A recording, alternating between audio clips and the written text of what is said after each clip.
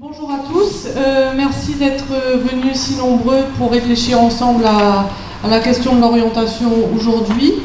Donc la première conférence sera celle du professeur Jérôme Rossier, qui travaille à l'Institut de psychologie à l'Université de Lausanne. Il est directeur du Centre de recherche en psychologie du conseil et de l'orientation et président du réseau UniTwin, un réseau UNESCO sur des interventions en life design pour un travail décent et un développement durable. Donc ces recherches portent entre autres sur la psychologie de la personnalité, la psychologie interculturelle et la psychologie du conseil et de l'orientation. Et aujourd'hui, il aborde avec nous la question de la contribution que peut apporter l'orientation scolaire face à l'accélération de l'évolution de nos sociétés. Voilà. Alors, merci beaucoup Émilie pour cette introduction. Bonjour à tous, merci à Marc Demeuse, à Damien pour cette invitation. Ça me fait plaisir d'être à Mons aujourd'hui. Donc, j'ai un peu un lien affectif avec la Belgique parce que j'ai étudié une année en fait en Belgique et donc une espèce de sentiment de proximité que l'on a de toute manière en fait lorsqu'on vient de Suisse, parce qu'il y a certaines caractéristiques propres à la Belgique qu'on retrouve en fait chez nous. Et donc on se sent assez proche. Alors ça me fait plaisir d'être là. Alors je vais effectivement vous faire une présentation qui, disons, portera dans un premier temps sur une présentation des différents défis auxquels on est confronté, nos sociétés sont confrontées, puis quelle incidence sur les parcours de carrière et de vie des individus. Après, je m'arrêterai sur l'orientation comme étant conçue comme une aide au passage de l'école à la vie professionnelle. Puis, je vais enchaîner avec une perspective peut-être un peu plus contemporaine, où on essaie de voir l'orientation plutôt comme un moyen, disons, de stimuler, de valoriser les ressources que les gens ont, ça peut être des ressources personnelles ou contextuelles. Donc ça sera une partie sur l'orientation, puis je passerai à un élément qui est plutôt trait en fait aux conditions de travail, puisqu'on va essayer de concevoir le parcours des gens tout au long de leur vie, et donc je vais parler du travail décent et du lien avec le bien-être, dans quelle mesure les conditions de travail ont une incidence sur le bien-être, pour terminer sur le rôle de l'orientation dans cette configuration-là. Voilà un peu le programme de la présentation.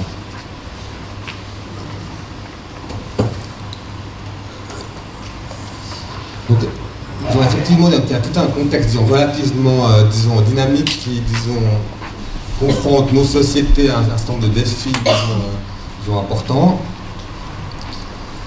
Le premier défi, c'est évidemment une croissance démographique importante, donc on a doublé la population en relativement peu de temps. C'est un problème, notamment pour les pays du Sud, c'est un problème pour pouvoir garantir une formation de qualité dans ces pays-là. Et puis associé à ce défi-là, très marqué dans certains pays, on en reparlera peut-être un peu après, et ben chez nous, on a un problème un peu différent qui est le vieillissement de la population. Je ne sais pas quel est l'état du débat en Belgique, mais chez nous, on a tout un débat politique sur, par exemple, l'âge de la retraite, puisqu'on a l'âge de la retraite à 65 ans à l'heure actuelle, et puis on pense pouvoir le passer peut-être à l'âge de 67 ans. Mais ça pose toute une série de défis, parce que l'insertion des travailleurs âgés n'est pas si évidente que ça. Et lorsque l'on perd son emploi après 50, 55 ans, l'âge est un frein au retour à l'emploi extrêmement important. Donc il y a tout un défi politique autour de cette question-là, d'accès à l'emploi des travailleurs les plus âgés. Et c'est un défi qui nous est posé notamment par ce vieillissement de la population. Et si on croise ça avec le problème de la croissance démographique, donc effectivement, on a des travailleurs, disons, plus jeunes, formés dans d'autres pays, mais les systèmes de formation ne sont pas toujours compatibles, avec des gros problèmes de reconnaissance, notamment des diplômes d'un pays à l'autre. Donc il y a toute une série, disons, d'enjeux associés à ces deux paramètres auxquels on est confronté. Après, on a un autre problème extrêmement important, c'est la répartition inégale des ressources. Alors c'est clair que si on regarde entre les pays, il y a des grandes disparités, mais à l'intérieur de nos pays, on a également des grandes disparités avec des populations relativement vulnérables. Dans nos sociétés, on peut penser à des populations de jeunes qui ont la difficulté à entrer sur le marché du travail. C'est un problème important. Les pouvoirs publics en sont conscients, ils mettent des moyens importants pour essayer d'aider ces jeunes-là. Et c'est des problèmes, disons, disons, compliqué. Après, on a un défi environnemental qui est, disons, inquiétant. Alors, c'est clair qu'en Suisse, il se manifeste de manière très visible par le retrait des glaciers. Et on le voit vraiment. Donc, moi, je ne suis pas jeune, mais je ne suis non plus trop vieux. Mais moi, je me rappelle très bien quand j'étais jeune, j'allais voir un glacier. Maintenant, il est beaucoup plus haut dans la vallée. Et donc là, vous avez le glacier du Rhône, donc il alimente le Rhône. Et là, c'est l'état en 1850. Et puis on voit qu'en fait, il allait jusqu'à ce niveau-là, et maintenant il est monté encore plus haut. On voit un retrait des glaciers extrêmement rapide, et donc c'est un signe très prégnant de ce défi-là. Et c'est quelque chose que les sociétés, disons, doivent gérer. Et on a encore eu une votation, hier, en fait, à ce sujet-là en Suisse. Et la votation concernait le canton de Berne, et on voulait obliger l'ensemble des personnes à renoncer au mazout pour le chauffage, à l'aune de 20 ans. Ça a été refusé de justesse, de 50,4%. C'est-à-dire qu'il y a la moitié de la population qui est très consciente qu'il faut faire quelque chose, on ne sait pas très bien comment le faire, mais il faudra qu'on le fasse à un moment donné ou à un autre. Après, évidemment, aussi nos sociétés qui changent, disons, les normes sociales, disons, structurent beaucoup moins le champ social, et donc les individus ont moins de repères. Ça offre toute une série d'opportunités aux individus parce qu'ils peuvent se développer dans des directions relativement diverses et variées. C'est le pôle positif, mais le pôle négatif, c'est qu'il y a moins de repères et que dès lors, les gens ont peut-être moins de valeurs ou de directions qui leur sont données par le collectif. Si on veut. Donc le collectif perd, disons, en importance, il y a une espèce d'individualisme qui va croissant, et donc ça change un peu la nature du lien entre l'individu et la société. Donc on peut parler de ça en termes, disons, de société liquide. C'est-à-dire que les rôles des gens sont relativement variables, il y a une espèce, disons, d'agilité à avoir pour se mouvoir dans ce champ social qui est moins défini. Et puis ça, on le voit aussi dans la remise en cause des élites, par exemple le mouvement des Gilets jaunes ou d'autres mouvements dans les différentes sociétés occidentales. Si on veut, la structure sociale est remise en cause, mais plus reconnue comme légitime, forcément. Et finalement, la globalisation, donc la globalisation des marchés, avec des délocalisations, une tertiarisation en fait, de nos sociétés. En Suisse, c'est extrêmement marqué. Le secteur tertiaire augmente beaucoup. On observe aussi parfois une dualisation du marché du travail, avec une augmentation des travaux, des emplois hautement qualifiés, une augmentation des travaux faiblement qualifiés, puis après une diminution des travaux, disons, intermédiaires. Donc cette globalisation, elle touche les aspects, disons, économiques, mais aussi des savoirs et les échanges. Et puis, associé à cet élément-là, il y a tout le phénomène migratoire. Et ça, c'est aussi un défi pour l'ensemble de nos sociétés. C'est un défi pour les sociétés où il y a une forte croissance démographique. Parfois, c'est un défi pour nous, pour accueillir ces personnes qui sont soit des migrants, disons, légaux, soit des migrants, soit des réfugiés. On a en Suisse tout un programme, disons, d'insertion, en fait, disons, sociale de ces migrants par le travail, parce qu'on a constaté pour les réfugiés politiques qui viennent de pays, disons, où les conditions de formation sont relativement, disons, précaires, que quand ils arrivent chez nous, ils ont une grande difficulté d'insertion. Et donc, dans un premier temps, les politiques, elle est plutôt dans l'idée d'abord de formaliser l'évaluation de la pertinence des demandes d'asile de ces personnes-là avant de leur donner accès à l'emploi. On a constaté que c'était un échec, dans le sens que les personnes qui restent ne peuvent pas s'insérer dans le contexte social suisse. Et donc maintenant on prend les choses un peu dans l'autre sens, puisqu'on essaye d'insérer ces personnes avec un accompagnement, disons, tout azimut, qui concerne des aspects sociaux, des aspects, disons, éducationnels, avec des cours de français, des cours, disons, concernant la culture locale, mais aussi toute une série d'accompagnements concernant l'insertion professionnelle. Et on espère que ce type de mesures auxquelles nous personnellement on participe comme, disons, experts pour accompagner le dispositif, disons, de l'État, on espère que ces mesures-là aideront ces personnes à s'insérer sur le marché professionnel, sur le marché du travail, mais aussi dans la société de manière plus générale. Mais finalement, on a l'évolution technologique rapide.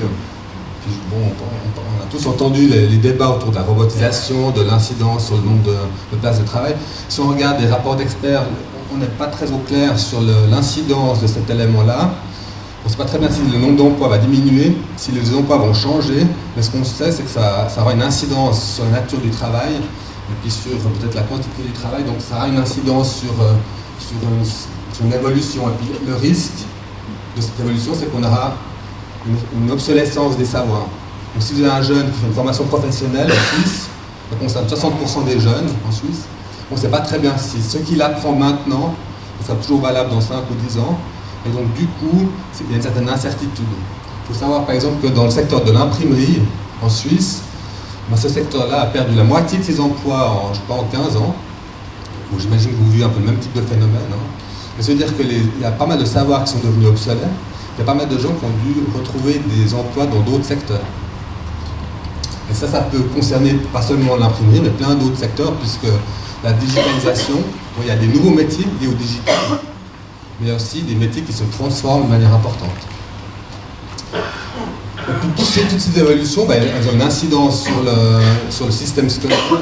Et ensuite, il y a tout un débat sur, par exemple, la digitalisation des cursus.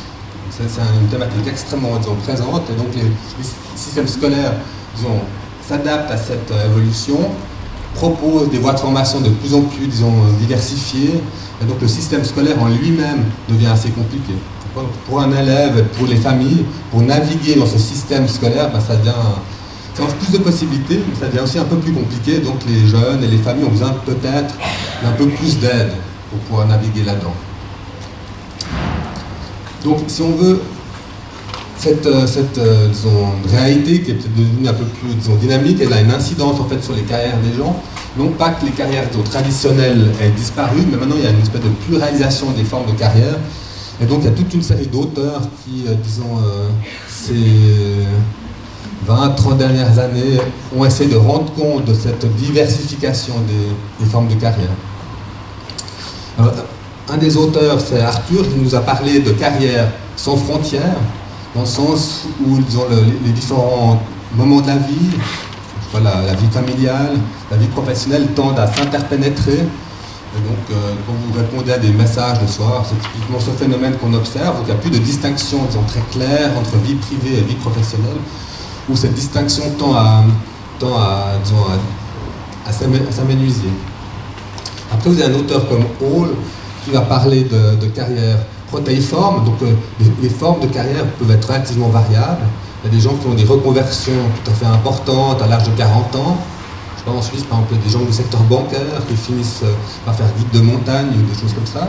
C'est des réalités avec des transitions importantes, des moments dans la vie un peu différents qui répondent aussi à des défis que la personne se pose en des termes un peu différents.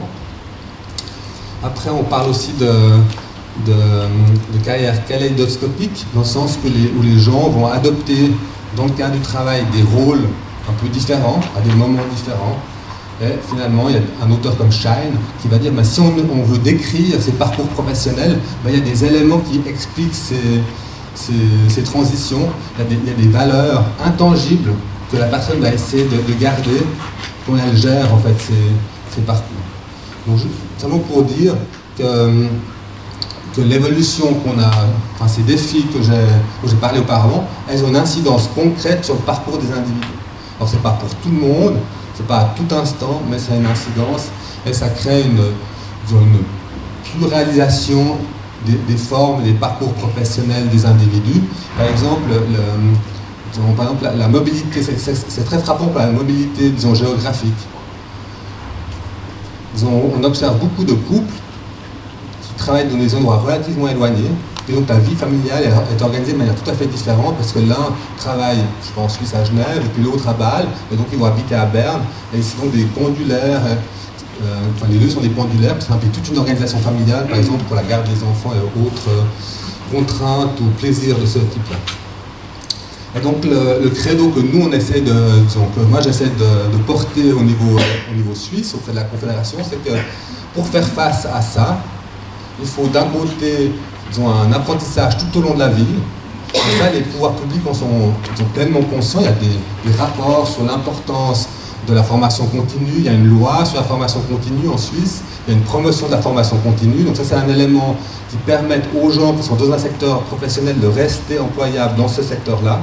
C'est extrêmement important, parce que nous, on essaye aussi de défendre, et ce qui est peut-être un peu moins bien entendu par les pouvoirs publics, mais ça va venir, c'est l'idée, disons, d'une orientation présente non seulement à l'école, mais présente aussi tout au long de la vie. Parce que si les personnes ont des transitions plus tard, et que ces transitions peuvent parfois poser des défis, il faut qu'elles puissent avoir recours à une aide si c'est nécessaire. Donc on va essayer de promouvoir l'idée, on le fait d'ailleurs, l'idée d'une formation tout au long de la vie et d'un accompagnement tout au long de la vie. Alors maintenant, pour essayer de modéliser ces parcours professionnels, alors c'est clair que le parcours d'individu va se dérouler dans le temps. Il y a des temps qui correspondent à différents moments de la vie. C'est un élément qui permet de décrire la trajectoire. Puis un autre élément, c'est que les individus sont confrontés à différentes sphères de vie. Il y a la sphère professionnelle, la sphère privée, la sphère des loisirs, etc. Et donc c'est un espace qui a été bien décrit par Super avec sa théorie qui rencontre cet arc-en-ciel, qui rend compte des différents rôles que peuvent adopter les gens, puis comment ces différents rôles évoluent au cours du temps. Et puis tout ça se déroule dans un contexte qui n'est pas neutre, un contexte politique, économique, et puis c'est un contexte de la formation, si on veut, qui va permettre de donner un cadre à ce développement-là, puis aussi des ressources pour les individus pour évoluer dans cette trajectoire. Puis, ce qu'on propose de considérer en plus de ces deux dimensions, c'est une dimension, personnelle, avec différents niveaux en fait de ce qui nous constitue, en tant que personne, donc différentes, j'ai mis strates, différentes couches comme un oignon, donc différentes couches qui nous constituent, donc à nos dispositions, ce que l'on est, et nos valeurs, ce qui nous donne une direction, puis finalement il y a notre identité. C'est ce qui nous permet de se représenter dans le passé, maintenant et dans notre avenir. Et donc cet élément-là, c'est une troisième dimension. Et si on prend en compte ces trois dimensions, on peut essayer de voir comment les personnes évoluent et se représentent leur propre évolution dans le temps. C'est juste pour vous dire que quand on essaie de rendre compte de l'évolution d'une personne et puis de l'accompagner dans cette chose-là, il y a l'évolution dans le temps, on va regarder ce qu'il a fait avant, on regarde où il en est maintenant, ce qu'il a l'intention de faire, on va regarder les différents rôles qu'il occupe en parallèle, quels sont ses loisirs, et on va aussi regarder comment il se situe par rapport à son identité, par rapport à quelles sont ses valeurs. Et puis tout ça est un processus relativement dynamique avec des boucles de rétroaction de son environnement, puis la personne se modifie tout en naviguant dans son parcours de vie. Donc voilà un peu pour le contexte, si on veut, des défis à l'heure actuelle. Puis maintenant, je voudrais en venir à l'orientation comme, une aide à l'insertion professionnelle. Parce que traditionnellement, au départ, notamment en Suisse, mais aussi, je pense, dans la plupart des pays, l'orientation était, vue en premier lieu comme une aide, donnée aux jeunes pour maîtriser cette transition entre l'école obligatoire et l'emploi. Et en Suisse, on a une loi sur la formation professionnelle qui est extrêmement importante. Et si on veut, le titre de conseiller est défini, ou le rôle du conseiller est défini dans cette loi, pas sur l'éducation, sur la formation professionnelle. Et donc les conseillers avaient pour objet ou pour tâche d'aider les jeunes dans cette transition-là. Et dans les années 50, je crois que 40 à 50% des apprentissages résultaient d'un placement du conseiller, donc qui aidait le jeune à trouver concrètement une place d'apprentissage. Et donc cet élément-là est extrêmement présent, a été reconnu par tous, et a été défini aussi dans ce sens-là. Et si on regarde la Convention relative aux droits de l'enfant, il y a tous les aspects qui concernent l'enseignement, l'article 28, puis dans cet article 28, on a aussi un élément qui, concerne l'orientation. L'orientation devrait être disponible aux jeunes, avec l'idée justement que ça permettrait de faciliter cette transition-là. Donc les États devraient rendre ouverte et accessible à tout enfant l'information et l'orientation scolaire et professionnelle. Donc c'est intimement lié, disons, système de formation avec cette idée qu'à un moment donné, il faut partir de l'école et puis que dans cette transition-là, l'orientation a un particulier à jouer. Et puis cet élément-là, il n'est pas, pas récent, il est présent dès le départ. Et en Suisse, on a un chercheur, c'est Claparède, qui était professeur à l'Université de Genève, et puis qui avait travaillé notamment sur l'orientation, mais aussi sur plein d'autres choses, parce qu'à l'époque, les professeurs travaillaient sur des thématiques très différentes, donc ils faisaient la psychologie expérimentale, ils faisaient tout plein de choses intéressantes, et donc il a fait un rapport pour l'Organisation internationale du travail concernant l'orientation, et puis il nous disait déjà, donc en 22, que l'importance de l'orientation était reconnue par tous, et qu'elle permettrait, dans cette transition-là, aux classes, disons, ouvrières, d'accéder à une meilleure, situation. Donc il y a un aspect, d'émancipation des classes ouvrières, par l'accès à des travaux de meilleure qualité, mieux rémunérés et offrant une meilleure sécurité sociale. Donc l'orientation était vue comme, une action permettant, l'émancipation de classes peut-être plus vulnérables, de nos sociétés. Mais cette action-là, elle se situait essentiellement, au moment de l'école. Et quand je discute avec mes partenaires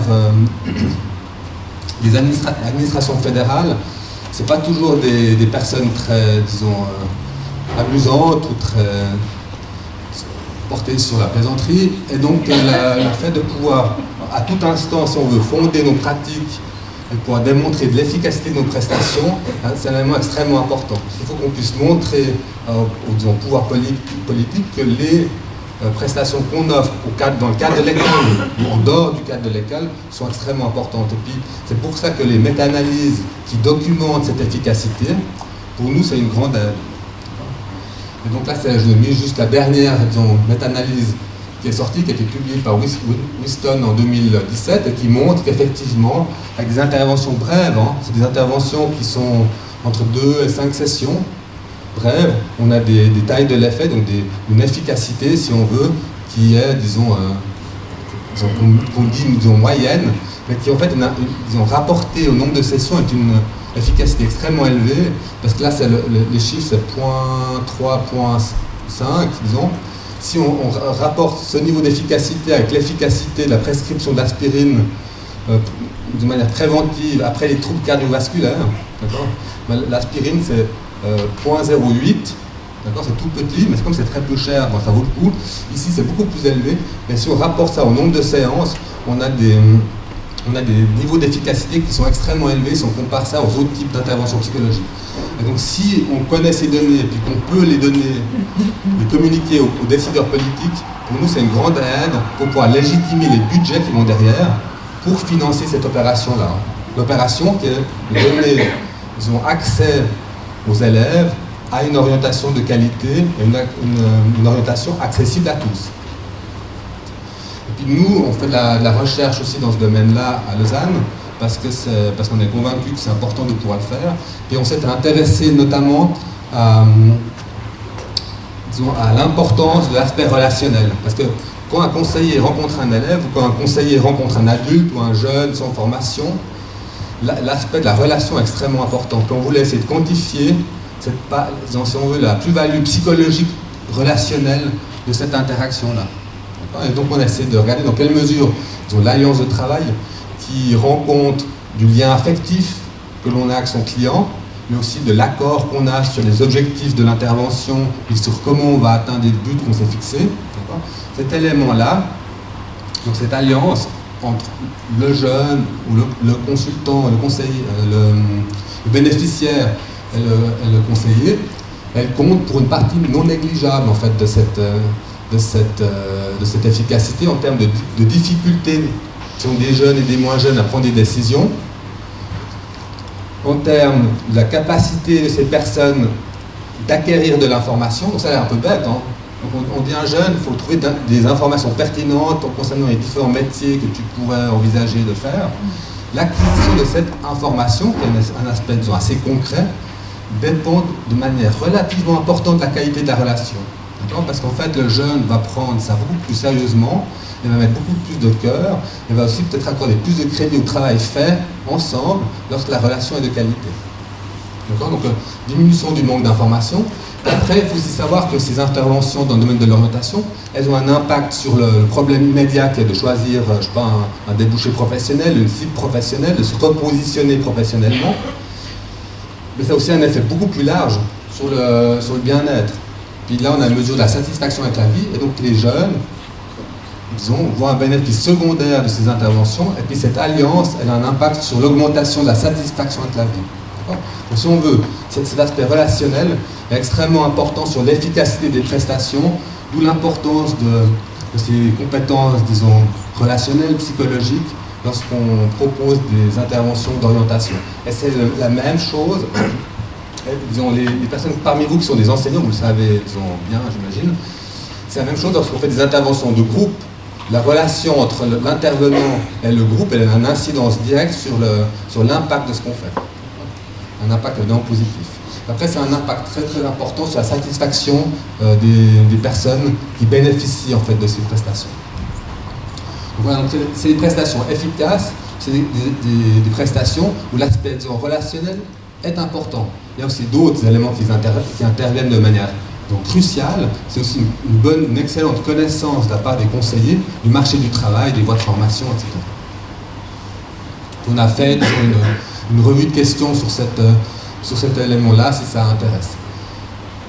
Maintenant, en Suisse, généralement, on garantit l'accès, enfin l'orientation est gratuite, l'orientation est garantie pour tout élève, et puis pour les adultes, et c'est là que ça peut être un peu moins, disons, positif en ce qui concerne la Suisse, comme c'est cantonal, dans certains cantons, l'accès est libre et gratuit, et dans d'autres cantons, les prestations sont payantes en fonction du niveau de revenu des individus. Donc ça varie un peu d'un canton à l'autre, puisqu'on est une confédération. Mais le plus gros problème, c'est pas tellement si on veut en Suisse, c'est si on veut garantir un accès à l'orientation pour tous, il y a les pays du Sud où c'est beaucoup plus compliqué. C'est la raison pour laquelle nous, personnellement, mais aussi d'autres ONG essaient de promouvoir l'orientation dans différents pays. Et donc la Confédération suisse vient de nous octroyer un fonds pour essayer de développer l'orientation en Afrique de l'Ouest. Et donc on va voir dans quelle mesure on va pouvoir développer des interventions manualisées qu'on peut mettre à disposition, par exemple, des enseignants, pour que ces enseignants puissent, avec leur classe, faire un travail de cet ordre-là. Donc ça, c'est un projet qui démarre maintenant, qui est un défi, disons, relativement important, parce que c'est pas évident de monter ce type de projet dans ce contexte, qui est un contexte relativement, disons, difficile. On va voir quel type de résultats on obtient.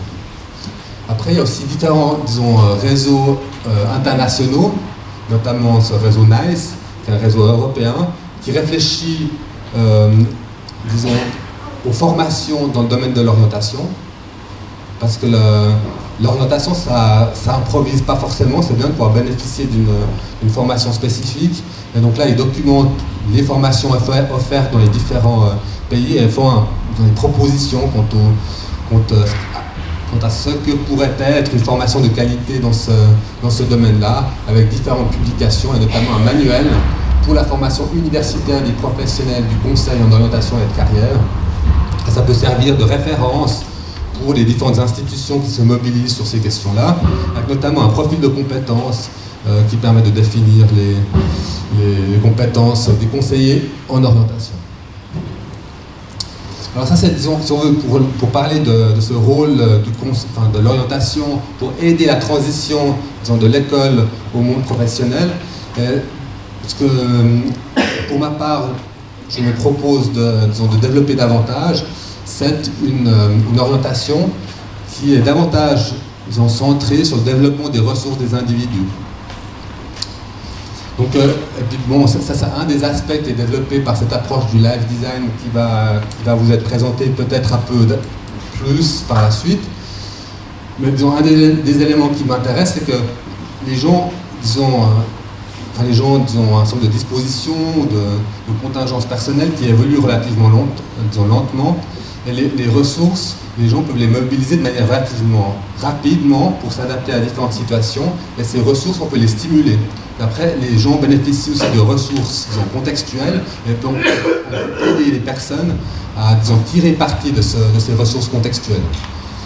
On sait par exemple que pour trouver un emploi, la plupart, enfin une proportion importante des gens en fait utilisent leur réseau de connaissances.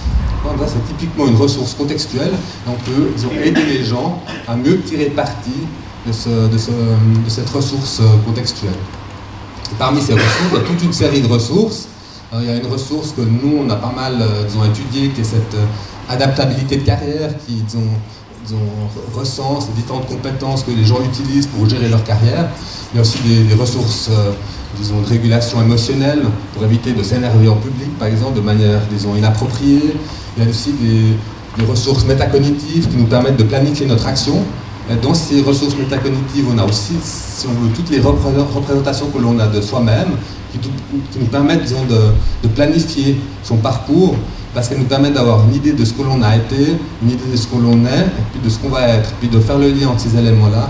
Ça nous permet de gérer notre parcours. Donc on avait étudié en fait le niveau de ressources, là c'était cette adaptabilité de carrière, dans une population représentative de Suisse. Et on avait croisé ça avec le type d'emploi ou le fait d'être en recherche d'emploi. Et donc vous avez à gauche des personnes qui sont en emploi ici, et puis là les personnes qui sont en recherche d'emploi. Alors les personnes qui sont dans un emploi stable ont un niveau d'adaptabilité ou ont un niveau de ressources un peu plus élevé que les personnes qui sont dans une situation plus précaire. Comme si ces ressources-là aidaient les personnes à trouver un emploi, disons stable. Et ce qui nous a, particulièrement intéressés, c'est les gens qui sont à la recherche d'un emploi depuis plus de 4 mois, voient leurs ressources augmenter de manière importante. C'est-à-dire que les gens qui sont confrontés à une situation difficile vont mobiliser ces ressources pour faire face à ces difficultés. Donc il y a un exercice spontané de l'individu à utiliser les ressources, à activer ces ressources pour essayer, disons, de gérer ses propres défis. Et puis les interventions de notre domaine permettent de favoriser cette stimulation, cette expression de ressources personnelles. Dans une autre étude, on a essayé de voir dans quelle mesure ces ressources, qui est le carré au centre, permettaient de gérer les contraintes disons de l'emploi en termes d'insécurité de l'emploi, le stress au travail et le bien-être. Et disons, ce qu'on constate, c'est que ces ressources-là, elles permettent, donc ces ressources sont un facteur de résilience, si on veut, par rapport à un certain nombre de contraintes contextuelles.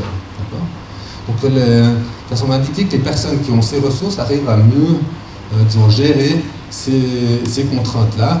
Évidemment, le problème, c'est que si les gens, sur le long terme, utilisent de manière constante ces ressources, à un moment donné, on arrive à des limites. Donc, c'est bien disons, de pouvoir gérer des contraintes, disons, temporaire que de pouvoir utiliser ces ressources-là. Ok, alors il faut que j'accélère un peu. Donc c'est l'idée des interventions dans ce domaine-là qui se centrent sur ces ressources, c'est de permettre aux personnes de mieux gérer leur parcours professionnel, de mieux faire le lien entre ce qu'elles ont été, ce qu'elles sont et ce qu'elles ont envie de devenir. Puis quand on parle de transition, cet aspect de se projeter dans l'avenir est extrêmement important. Et finalement, ça leur donne des meilleures capacités de décision et d'agir et d'implémenter concrètement leurs projets. Alors maintenant, si on en vient à cette question de travail et de bien-être, donc la question du travail décent est devenue une question, disons, importante ces dernières années. Et disons, on trouve évidemment le premier élément dans la Convention des droits de l'homme, où il est stipulé que l'ensemble des personnes devraient avoir accès à un travail qui offre de bonnes conditions. Et on sait que ces conditions de travail et que l'accès à l'emploi a une incidence forte sur le bien-être. Puisque si vous prenez le graphique à droite, là, c'est la diminution de bien-être en rouge lorsqu'on perd son emploi. Lorsqu'on perd son emploi, ça a une incidence immédiate sur son bien-être qui est assez importante. Et si on compare ça à la diminution de bien-être lorsqu'on perd un proche, elle est de même amplitude. C'est juste pour vous dire que perdre son emploi, ce n'est pas quelque chose d'anodin, c'est un impact immédiat sur son bien-être qui est relativement important. Mais si vous prenez par exemple le mariage, on voit que le mariage, disons, On voit ici qu'il y a une augmentation du bien-être, mais qui malheureusement est passagère. Je vous laisserai méditer à cet aspect-là.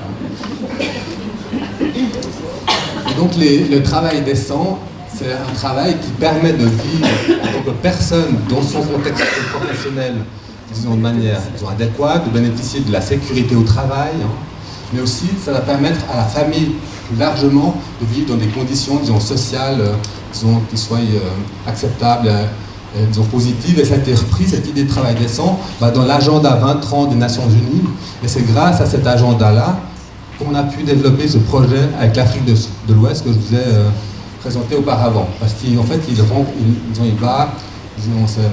c'est un effort, si on veut, de la Suisse que d'œuvrer pour atteindre ces objectifs-là. Dans le domaine de l'orientation, on a un modèle qui essaie de faire les liens entre les contraintes contextuelles, les ressources personnelles dont je parlais auparavant, les contraintes, les ressources. Mais dans les contraintes, il ne faut jamais oublier que dans ce contexte-là, il y a aussi des ressources. Donc là, c'est un élément qui est un peu manquant dans ce modèle-là. L'aspect lié au travail décent est le bien-être. Donc il y a une chaîne, disons, causale entre les aspects environnementaux et contextuels, les ressources des individus, l'expression ou la possibilité d'accéder au travail décent et le bien-être. Et donc on voit ce lien entre ces éléments-là. Et puis l'orientation, si on est centré sur ces aspects de ressources, pour intervenir à ce niveau-là. Parce que là on est au centre de cette séquence causale. Donc c'est quelque chose c'est un modèle qu'on a partiellement validé en Suisse. Et puis c'est un élément qu'on a essayé aussi d'étudier en Afrique de l'Ouest, parce que cette notion même de travail décent, elle peut être pas mal dépendante du contexte. Et donc on a essayé de voir si des personnes qui vivent dans un pays où 70% des emplois sont informels, comment eux conçoivent ce travail décent. Et donc on a interrogé toute une série de personnes, comme un transporteur, une vendeuse de beignets, un charpentier, une vendeuse de bananes, un tisserand ou un vendeur d'eau. Qu'est-ce qu'eux pensaient de ce que pouvait être un travail décent. Et en fait, ce qui est intéressant, c'est que dans ce contexte-là, si on veut, il y a deux éléments qui sortent, disons, en plus de ce qu'on observe généralement dans nos contextes, c'est que le travail doit, disons, être porteur d'un sens, et doit être reconnu socialement. Donc, disons, un travail, qui est reconnu par la société est un travail qui, disons, de ce point de vue-là, est, perçu comme décent, s'il permet, disons, de découvrir des besoins, disons, élémentaires.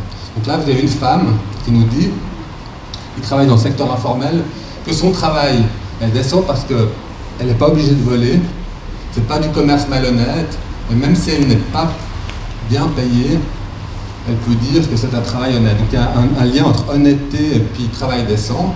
Et puis, chez ce jeune homme qui travaille dans le secteur formel, son travail lui permet de joindre les deux bouts. Donc ça correspond à ses, disons, besoins financiers, et de vivre dignement, même si la vie est dure. Et donc là, c'est l'aspect du lien entre la dignité humaine et le travail décent qui est en cause. Donc pour terminer, je voudrais vous dire comment, disons, l'orientation peut intervenir dans cet élément-là. C'est clair que les conditions, disons, économiques ont une incidence directe sur la capacité des individus à obtenir un travail décent. Donc, c'est clair que si vous êtes au Burkina Faso, 70% du travail est du travail informel sans sécurité sociale, la capacité à obtenir un travail décent n'est pas la même qu'en Belgique, ou en Suisse, ou en France, etc. Donc les conditions socio-économiques, les conditions politiques jouent un rôle extrêmement important. Et puis l'accès à ce travail décent a une incidence sur la capacité à disons, avoir une carrière durable. Les carrières durables, c'est associé avec l'idée de l'orientation tout au long de la vie, pas seulement la formation tout au long de la vie, la formation et l'orientation tout au long de la vie, et disons, c'est associé à la santé au travail, mais la santé au travail, elle est aussi liée à la santé à la maison, et le bien-être, de manière générale, professionnel, comme le bien-être, disons, dans sa sphère privée. Et là, l'orientation peut avoir une incidence relativement importante sur le lien entre l'accès au travail, les conditions de travail et le bien-être, en aidant les gens à trouver l'emploi qui leur correspond et en les aidant à gérer leur carrière. Donc l'orientation a une incidence relativement importante sur cette partie de la séquence causale et peut avoir une influence moindre sur l'aspect d'accès au travail décent avec des interventions qui travaillent l'employabilité des gens, les compétences entrepreneuriales et d'autres choses qu'on met à disposition des personnes en recherche d'emploi en Suisse, par exemple. Mais disons, l'incidence de ces éléments-là ne sont pas très importants. Ils sont importants pour certaines populations, mais ça ne change pas la nature, la structure du marché du travail. Et c'est pour cette raison-là que c'est important de pouvoir combiner ça avec des actions de niveau macro qui portent sur les politiques publiques. L'orientation peut avoir une incidence sur ces politiques publiques, notamment si on essaie de se regrouper en associations, comme l'Association internationale d'orientation scolaire professionnelle qui est reconnue par l'Organisation internationale du travail. Et par le biais de ces associations-là, ou bien des réseaux scientifiques, on peut faire porter notre voix au niveau politique pour inciter les collectivités publiques à mettre en œuvre des politiques qui soutiennent le développement de conditions de travail décentes. Toutes les lois sur les conditions de travail, etc., la sécurité au travail, participent à ces efforts-là. Alors voilà en quelques mots, disons le rôle ou l'action que peut avoir l'orientation en lien avec le travail décent, le bien-être et l'aide à la gestion des parcours professionnels des individus. Merci beaucoup.